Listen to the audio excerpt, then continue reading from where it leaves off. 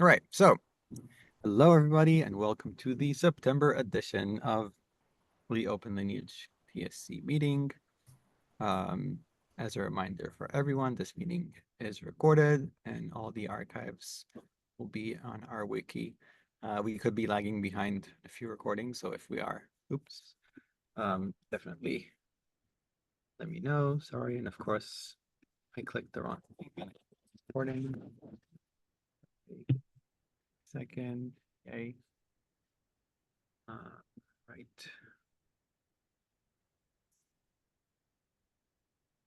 All right. Are we back on the slides? Yep. Yes. Yep. Perfect. Thank you. All right. So here's a list of the current committers / TSC voting members. We usually start every meeting where we do roll call and people say hello and introduce themselves. Some of the faces have been here for a while, but some are new. So it's always nice to know other community members. So the order for roll call today is going to be based on my Zoom. So I'm going to start with the top corner on my left. Tomasz, do you want to say hello? Yeah. So hi, I'm Tomasz. I'm from Getting Data, and today I'm just listening. Thank you, Tomasz. Good to see you as always. Jakub Moravec, do you want to say hello? Hello, everyone. I'm PM at Manta/IBM. We are OpenLineage consumer, and I'm looking at ways how we could use OpenLineage as a producer as well.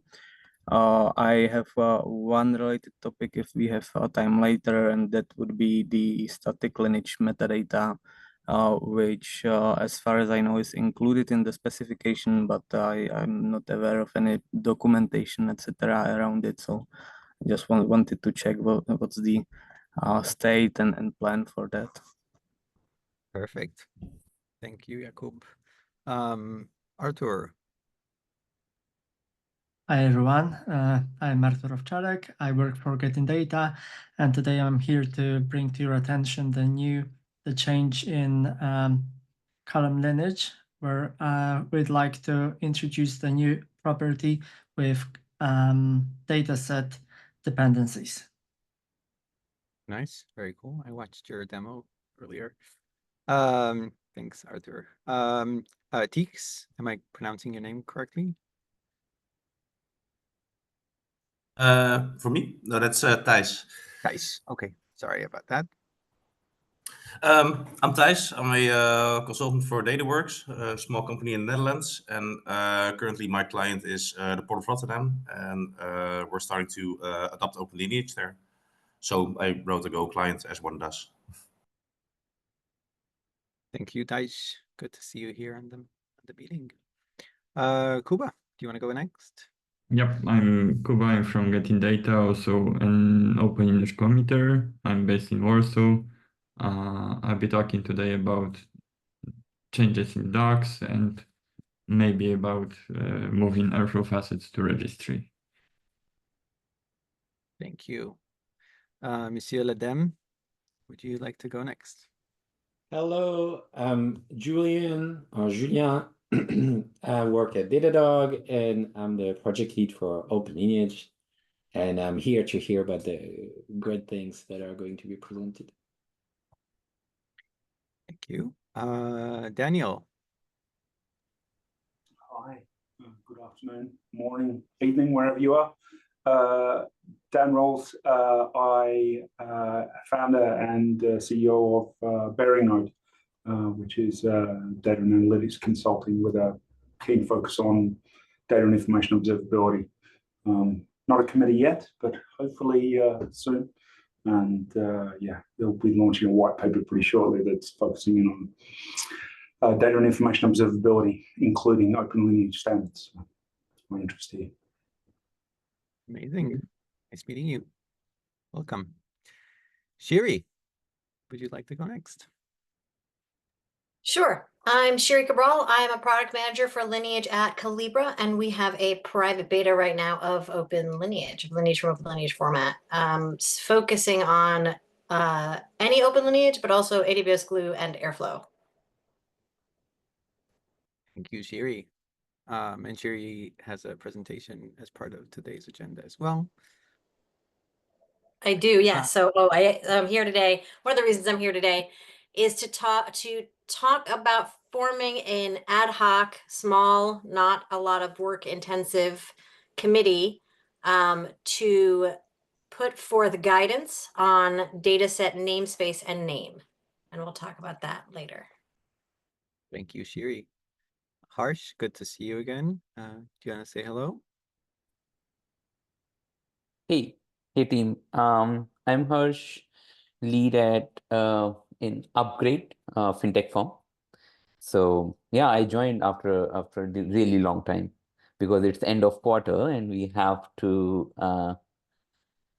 speed up the final deliverables.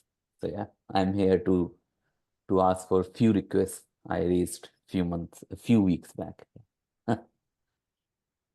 Thank you for joining.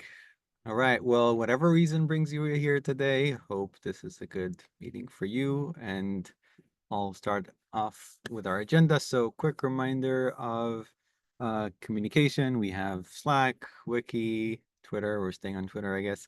LinkedIn, YouTube, and Mastodon. If you'd like to join, please go ahead.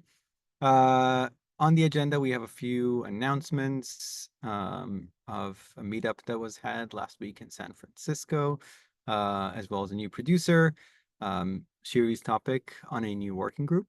We'll quickly go through recent releases and then jump into prepared discussion items as well as open discussion, because it seems like we have a bunch of those today, which is great. So starting off with announcements, there was a meetup held at the astronomer office, sponsored by Getting Data as well.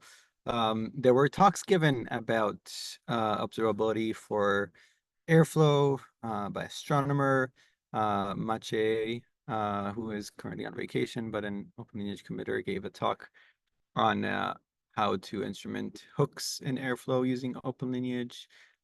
Casper, who I believe is also on vacation, gave a talk about how this ties into Atlan's and their adoption of OpenLineage using Airflow. There was a talk by the team from Hamilton, which is the new producer that we'll present shortly. And then a very fun talk by Willie Lalchuk and Peter Hicks about a new Marquez feature. So Marquez, as a reminder, is a sister project of OpenLineage and is the reference implementation that many folks in the community use to observe their metadata. Shout out to Getting Data, Astronomer, and everyone presenting and speaking and attending. Meetups are fun. Another meetup will be announced soon, but we don't have the full details. So when we will have that, we'll share it. And of course, Hey, Harel, were Yes. any of those talks recorded? I think yes, just looking at the screenshots here on the bottom right, I can see recording. I already asked Michael for the recording. So Gotcha. We'll it's ambush him when he comes on the meeting. We'll ask him. exactly. Generally, it's a good idea to ambush Michael with requests. All right, so new integration. So we're happy to announce and welcome a new producer of OpenLineage data to the community, Hamilton, which is a general purpose framework to write data flows using regular data Python functions. Hamilton is a framework developed by DagWorks. Yes, the DagWorks team. So using Hamilton's OpenLineage adapter, you can automatically push data lineage information using any client. Check them out, see for yourself. And thank you for the DagWorks team for being part of the community. Shiri, this is your spot. Yeah, so can you actually click on those examples and we'll open up that up. So there is in the spec, there's a file called naming, which is the naming strategy. And we just lost your share. Oh, but you started again. Excellent. And so if you scroll down just a little bit, let's scroll down to Athena and Cosmos DB. So you can see here we have some, so this is for specifically for data sets. And you can see here that for each one of these data storage solutions, it shows what the hierarchy is and then how to put that in the namespace and the name. So for example, for Athena, you have a host and there's a catalog, database, and table. And so the host goes into the namespace, and the catalog, database, and table go into the name itself, the unique name. If we look at Cosmos, the data source hierarchy has a host and database, and the naming hierarchy has a schema and table. So the database here actually gets put into the namespace along with the host. So you could say, well, how do you know when the database goes into the namespace versus the name? And there is some reasoning, right? It could be something about locating the file, locating in, via the internet or something, right? Here's the host versus the location once you get to that object. So once you're in the database, right, you need the schema and column, table and column name, that kind of a thing. And it's different for each one. As a person who works for a consumer, right, we need to know where are we going to find the database name. And so sometimes it'll be in the name, sometimes it'll be in the naming hierarchy. Yeah, that's a great idea. Let's go back to the tab. So we have some information there, right, for consumers. But if you're a new producer, how do you know what's going where? Where does your database go? There we go. So sometimes the database is the namespace, sometimes it's the name. Should a new data storage solution put the database in the namespace or the name, and what does it depend on? I don't know. I can reverse engineer based on looking what's on that page, but I would like help doing that. As well, this came up because there was somebody from an ETL tool who wanted to produce Lineage, to be a new producer, who had questions specifically about spreadsheets and REST API. So the reason that the page itself is not sufficient is because it's lacking specific guidance. I have this new data storage solution, or I have a REST API, and I want to show I grab data from an API and I put it into my table, and I want to show that on my lineage graph. How do I show that? This is very interesting, particularly since REST APIs don't have a specific standard. For example, when I say a specific standard, they have a standard, but they don't have a naming particular standard. So for example, if I query, I don't know, a GitHub API, right, or an AWS API, sometimes my account information will be in the URL that I'm querying, right, in the API URL. Sometimes it'll be in the packet I send. So if we need something like a database or something like a host name or some kind of locator, is that the URL itself? Is that the namespace versus what's in the name? If I have two departments, one sales and one finance, and they both use GitHub, and GitHub's URL, let's say, doesn't have, I don't know what GitHub's API URL has, but let's say they're querying an API that doesn't have anything unique in the name itself. They're just querying API. Like, this is how DBT works. You just go to the right API URL, and you just log in with your credentials, and you can get anything in your environment. So a sales group and a finance group would run the same query, right, to the same API URL and get different results. So do they want to see that as the same node that they got information from, or a different node? So this is why I think we need to provide that kind of guidance. For spreadsheets in particular, whether you're looking at something like Google Sheets, which is online, or Microsoft Excel, which is on-prem on your laptop, however you want to talk about it, when you open up a document, whether it's Google Sheets or an Excel workbook, and I use that word workbook, right, because you can have several sheets in it. When you're talking about a table, and you want to get metadata information, you're like, okay, let's get this column in this table. With something like a Google Sheet or an Excel spreadsheet, you need to say in this file, right? So file might be the namespace. I need to go to this sheet and this column. So there's some guidance needed for how to actually specify that. And so we want to form a working group that will get some examples and go through some of this. And the outcome should be a description of the intention of a dataset namespace versus a name, so that anyone who has a new form of, data storage solution or some kind of way of getting data or saving data, right? Because spreadsheets and REST API aren't new data storage solutions. They're just new to the lineage world.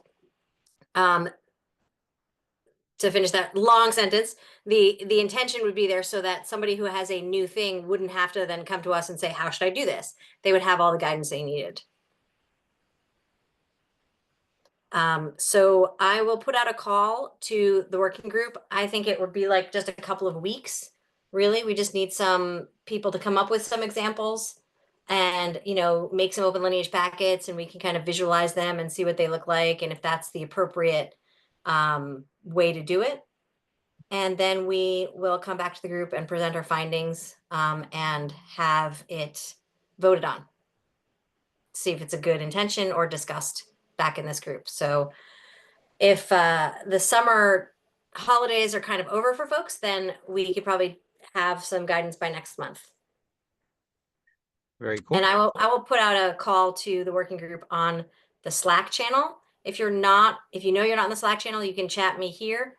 But I think everyone here is probably in that Slack channel. So we'll get that working group together, and we'll have a couple of meeting times based on who joins it. Perfect. Thank you. Are there any questions before we move on to the next topic about this working group or why we need it? I think that in most cases, like the example of REST API that you gave, I think that we cannot give like general rule, do this and name a data set with this name and use URL as, I don't know, the namespace. Like we cannot tell people that just do that, because I think that REST APIs differ, and like you cannot assume that every API would behave the same way. So I think that we rather need some guidance how you want to treat your how do you consider a data set, for example, right? Like spreadsheet is another good example that you gave, because one would consider like organization-wide that spreadsheet is enough to be a table or a data set. And some other organization could say that this is not enough, that we need to split it into sorry, I forgot the name, the sheet, right? This is the tab in the spreadsheet.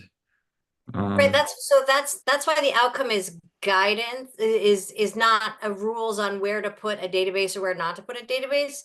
It's the intention of what is the dataset namespace versus what is the name. So for example, if Okay. the intention of the name is once you are to where, to the location in, I made an analogy when I was talking to this with some folks, that it's like going to a store. You're going to a store to go food shopping, and you're going to buy apples. Okay. So you go in your car and you use GPS to locate the store. And then you go into the store and you look at the aisles to figure out where apples are, right? Those are two different types of locating what you need to do. And that could be a similar analogy to namespace or name. Maybe namespace is the equivalent of finding the store, right? Finding whether it's just the host or the database itself, right? Or maybe it's the workbook itself or the API URL. And then the name is locating the apples once you get to the store. So the name would include, if this is the correct guidance that we would come up with, then the name would include where to find apples in the store. The name would include the spreadsheet and the column, right? Not just the column.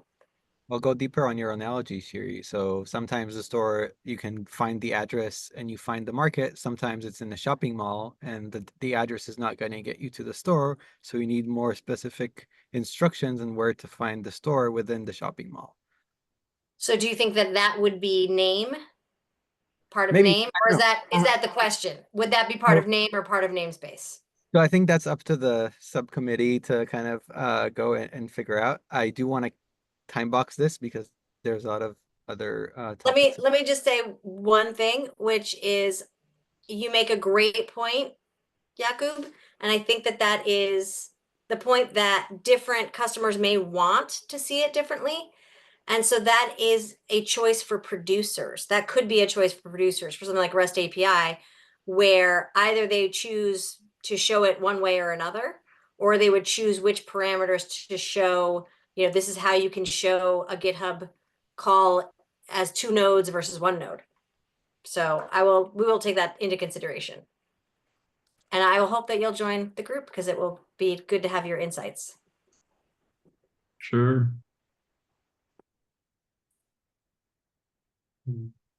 Okay, any more questions before we move on? Just one from me. So Sherry, when you're talking about the namespaces and names as from the perspective of consumer, if are you aiming for some standardization for the consumers? Because the example with the REST API is if we just present an intention, then it still leaves quite a debacle on your side. Like for example, with the REST APIs, sometimes like Harel said with the store in the shopping mall, sometimes the basically something you would consider a namespace would be just a host. Sometimes it would be a resource if you have some additional parameters for the specific record. So how would that what would you what would be your favorable outcome, let's say? Yeah, I mean, that's exactly what we're trying to figure out with the guidance. The guidance is what is intended. So if what's intended is, to find the store, then that would include the GPS and how to find the store within the mall. There may be something where there could be 2 different definitions, and that the idea is to give enough guidance so that somebody who wants to be a producer for a source can create the template in the naming.md, right? So a consumer, just as a consumer has to go now to the naming file, right, the naming.md to figure out, hey, where is the database? If it's MySQL, the database is in the name, and if it's Athena, it's in the namespace, right? So the producers would have to provide the actual templates of where everything is. It could be that one producer puts everything in the name and nothing in the namespace, and maybe that's fine, right?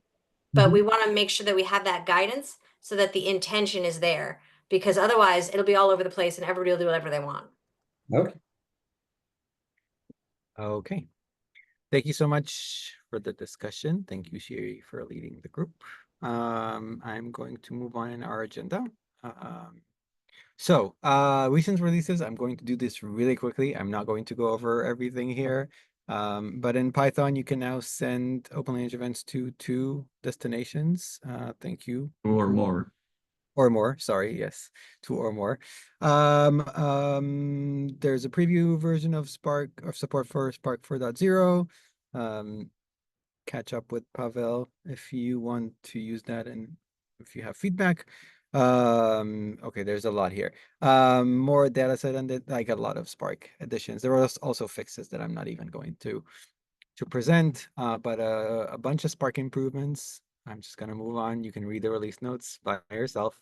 Then we have added a GCP data proc facet. So this is a great sign of how engaged the community is in leaning into the spec. Thank you so much for that. a bunch of fixes, both on Spark and Airflow. And in the latest version, we have support for use statement, syntaxes, thanks to Casper. Arthur, who's also here. Thank you for your addition of the script for building Spark dependencies. I think one thing we would like to zoom in on is our new docs publishing process. So before we go to that, I just want to say thank you to all the contributors, and keep doing it. Otherwise, there's no project. So Kuba, I think this one's yours. Yeah, the main job was done by Pavel, but I'm going to talk about it a bit. So previously we had documentation located in separate repo called OpenLineage docs. This like the page was served from this repository as well, but there was no versioning, so we couldn't really tell from which version we have some feature documented in the docs. We also required to create another PR in another repository for docs. So it was really hard to keep up and just to see that, hey, you need to add docs in another repo, which wasn't really convenient. And we also were sometimes missing some changes, like for the reason that I just talked. So for that, we attempted, and I think that we attempted successfully, to migrate to have the docs in the main mono repo. Like in the middle, it turned out that we have several static generated sites, but this was all managed by Pavel. And like on the next slide, please. So right now we have everything under main monorepo under website subdirectory, and this is where we keep like the latest but unreleased documentation. And with the GitHub Actions, we synchronize the main branch to other repository called OpenLineage site. But on the release, we also create another version of the documentation, and it has the same tag that we have for the release. So on the right, you can see, and this is an actual example of what you can see in the live docs, that you can choose between the next version, which is like the unreleased version of docs, and the version docs from the past releases. Unfortunately, we only have the latest 1.21.1 release, but this is working. The change is also that we don't really touch the repository with the OpenLineage site content. This is all, or should be at least, managed by GitHub Actions. So we should only make changes to the OpenLineage main repository to do changes in the docs. I think Pavel prepared one more slide. But yeah, but basically now we'd like every contributor to have the documentation change contained in the PR together with the code. So this really helps us as the community, and I believe that contributors can do that easier too. Yeah, so that's it. This is great. Thank you so much for presenting the work, and shout out to Pavel for implementing. Okay. So, let's start with the agenda item discussions, and then I think we will have time for the topics that were brought up today. So, I wrote this up. I didn't know if you were going to join or not, Thijs. But since you're here, I'm going to let you talk about this. Yeah, sure. So, brief bit of context. Like I said, I'm currently working at the Port of Rotterdam. Well, hired there, but been a part of the team there for 4 years. And we built a data ingestion service in Go. So it's based around Apache Arrow. Ingestion services send their data in Arrow format to a central server, to a central service, which then attempts to write it to Delta Lake.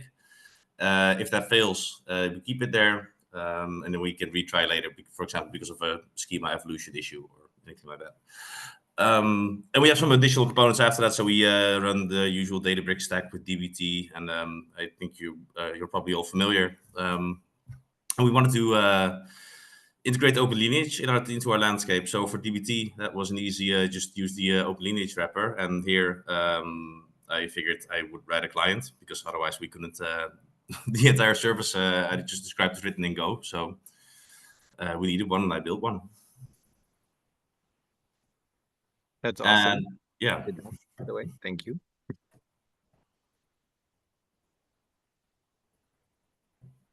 So I guess the discussion is,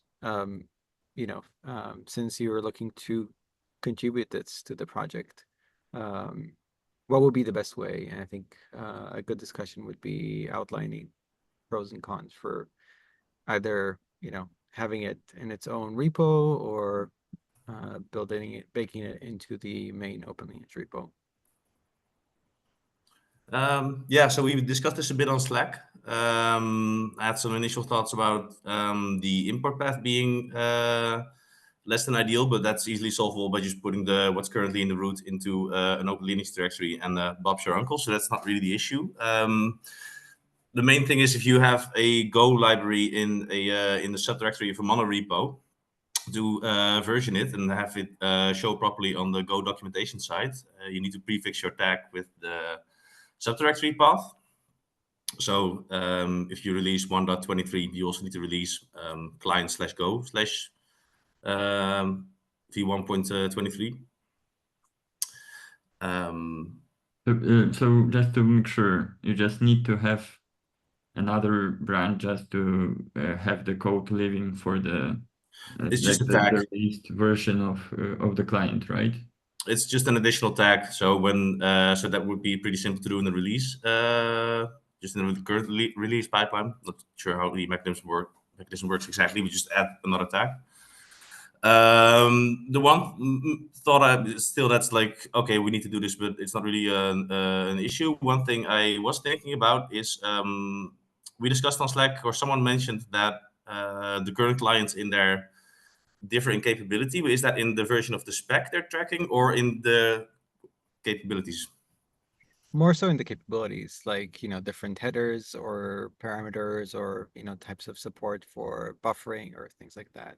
Right. Okay.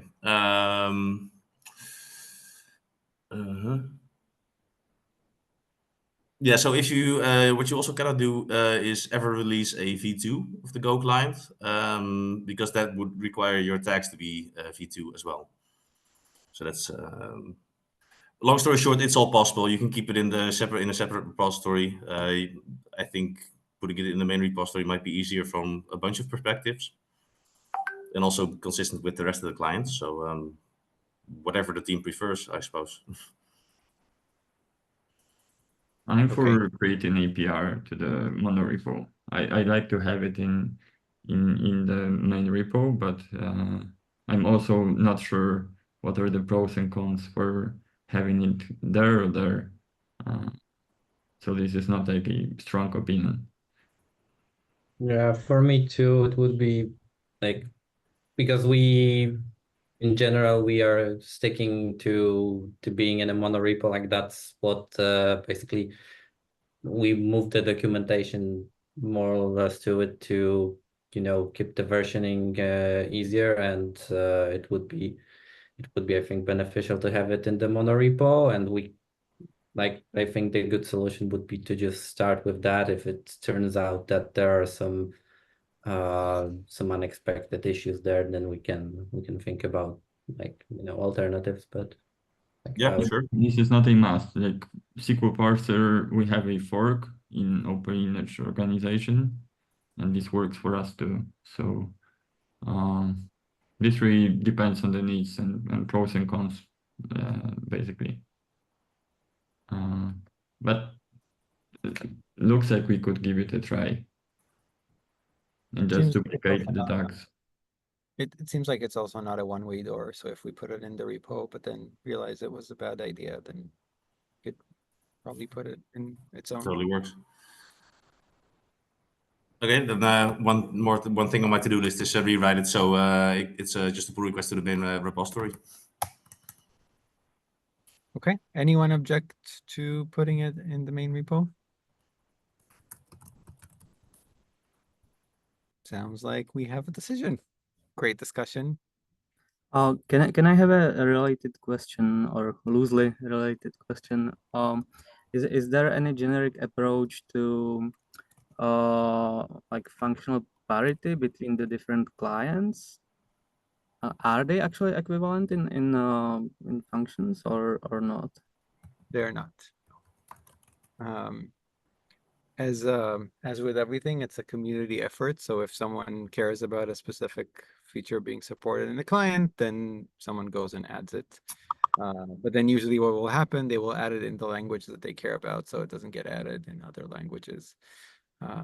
Right. So personally, I think it's fine. I don't know. We can disagree. I think it's okay. Otherwise, it's going to gate a lot of things to, oh, you can only do it. Especially like now we have, if we have 3 clients, you're like, if you say, oh, you can't have this new feature unless you implement it 3 times, like it would be harder to get new things. Maybe it would be worth having a table that, do a little comparison, right? Especially the OpenLineage client config file is compatible, right? But there's certain things that are supported only in one of them, like recently, like writing to multiple outputs. I think is in the Python client. So I think if we want to help converge, like over time, we keep them still close, right? Other people can keep plugging the gaps and adding the features in the other languages. I think it'd be good to have a little table that, keeps track of things that have been added, not across everything. And, those are easy pick me up tickets for people who want to contribute and have kind of easy first time contributions to the project, because it's already specified, right? It needs to work exactly as in Python or exactly as in Java or something.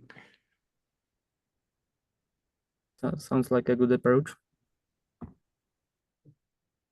Yeah, Julian, I just hope that your version of easy first task for a new committer isn't going through all the codes in Python and Java and, cross-reference it. No, but so, assuming we have some good documentation, we have documentation on the configuration settings and what it's supposed to do. Yes, it should not. But it's easier, like compared to what Sherry is taking on, is just like, let's build consensus across the community on how we want to recommend how to name datasets. I think it's an easier first contribution to add these config settings for the Java thing. Yes. Yes.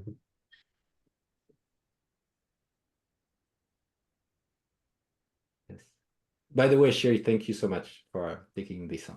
This is very important and really looking forward to this happening. Yeah. Okay. I will move on then to the next topic on the agenda and say also hello to Michael. It's good to see you.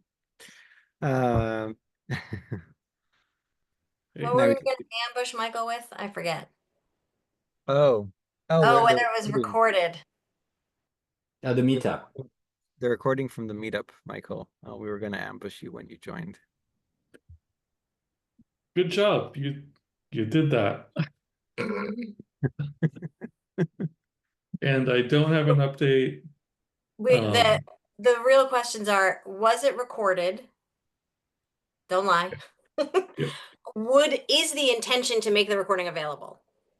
Yes, I haven't checked the quality, but we did record most of it. Okay, fantastic. Thank you. Okay, Kuba, this is your Yeah, I'm gonna be quick with this one. So we have 5 Airflow specific facets that are currently located in Airflow repository. We have the definition of them in JSON schema. And basically I just wanted to start moving them to OpenLineage registry. I think that Airflow facets were they acted as an example of how a registry could work in the proposal, and I think that we could just do that. It shouldn't be also an issue because the release of the OpenLineage provider is different from what we version with the registry. So if there is any vote against, I'm curious.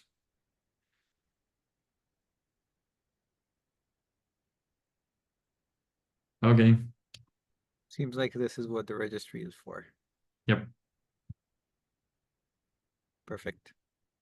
You approve of this message. You need to say your name first.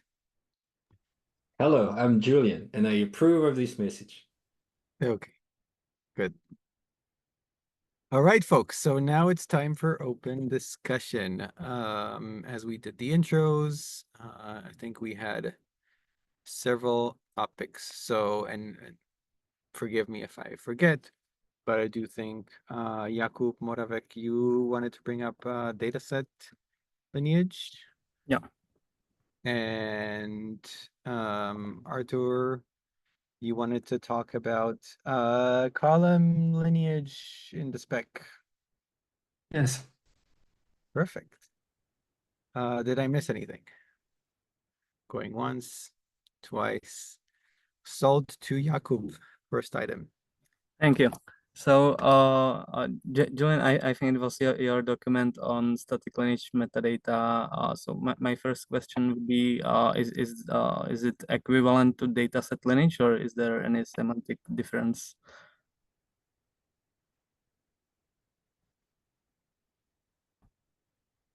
Julian, you're on mute. Yeah. So it is the same lineage, right? The thing is, in run events, right, we always capture lineage in the context of a run that is actually modifying something, reading, writing somewhere else, and so on, right?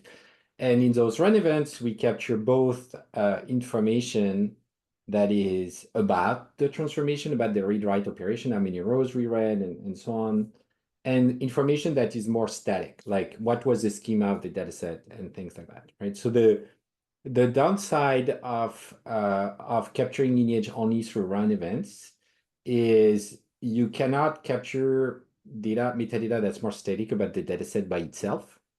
And you cannot capture information you could know about the job if it's not running right now. Like, for example, you might have just created a job and put it in your scheduler, and it has not run yet. And you know that it's meant to read from a dataset, write to a dataset, but it's not running yet, right? And I think if you are implementing on top of OpenLineage features like, I want to be alerted when the dataset is not being updated, you kind of need to know that there's a thing that's supposed to be running, for example.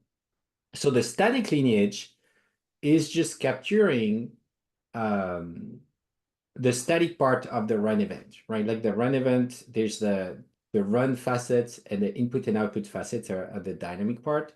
And the job facet and the dataset facets are the static part that kind of not necessarily changes every run, and that exists independently of whether the job is running or not. So they capture the thing. So in a job event, in a job static lineage, it captures basically the definition of the job, like even if the job has not run yet, and you can also say the job has been deleted, right, through that, which otherwise with run events, you cannot say it's been deleted. You can just say it's not running anymore. Well, you don't even know that. It's just the absence of events. So in the job event, you'll have the inputs, the outputs, what is the job wired to, and possibly the schema of the inputs and outputs, if you know them.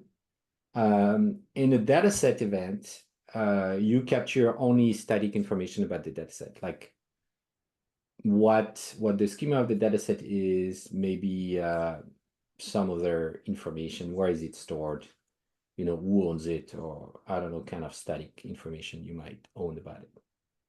But they're captured, they're about the same thing, right? Like there's the same entities, they're the same facets.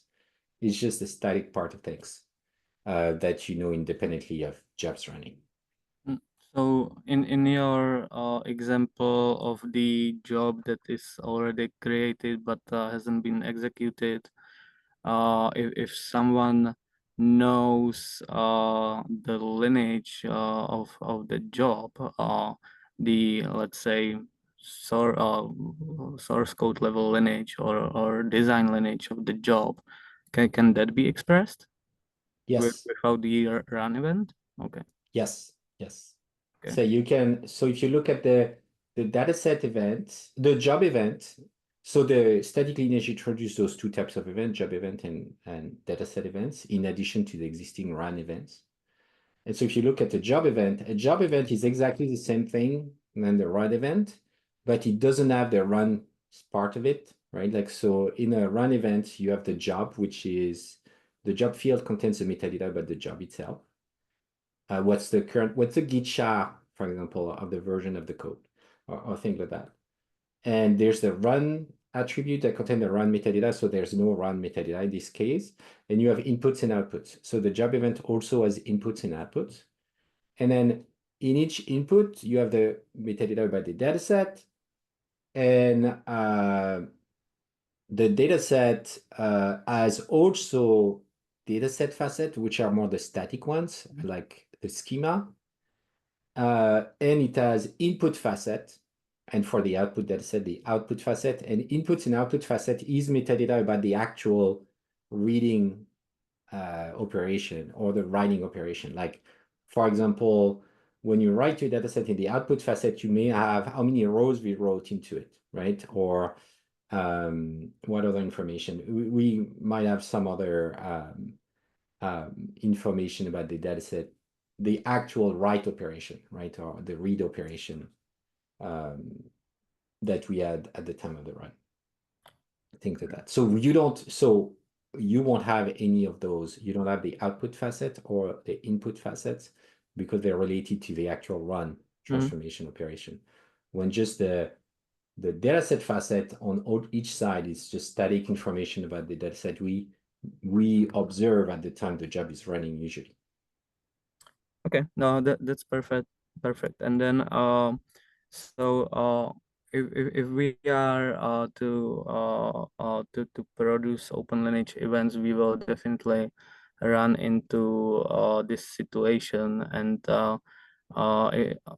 so sorry if I missed something, but I don't think that this static lineage metadata concept is documented on the website, right? So is it just that someone needs to get to it and update the documentation, or are there any deeper reasons behind it?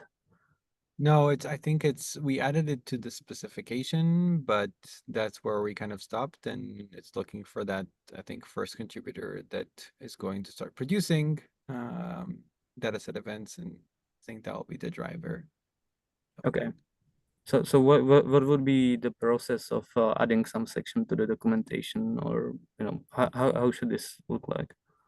Submitting a PR. Opening a PR, that'd be very welcome. So here's this link to the spec that explain. So when we discuss all of this, right? So this will also capture in these proposals document, which documents what I just explained, right? Like, so you have some examples of what that looks like and the information we capture. And we haven't, that has not, like defining the facet enables like others to actually implement that spec and create those things. And the next step, yes, would be to add to the documentation and add more support for it.